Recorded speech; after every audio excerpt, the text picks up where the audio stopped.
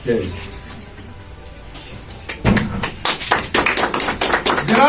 गुलाम नबी आजाद साहब जिंदाबाद, जनाब गुलाम नबी आजाद साहब जिंदाबाद, जनाब गुलाम नबी आजाद साहब जिंदाबाद। बैठो।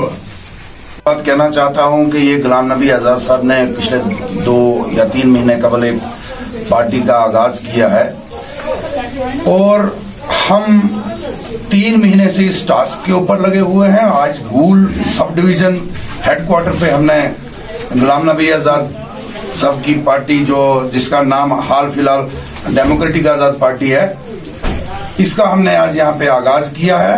गुलाम नबी आजाद साहब जो किसी तारीफ के मोहताज नहीं है, उसको लोग बहुत अच्छे तरीके से जानते हैं। वो किंग ऑफ द डेवलपमेंट है और वो हिंदुस्तान की जो है बहुत बड़ी हैसियत रखने वाले बहुत बड़ी हस्ती हैं।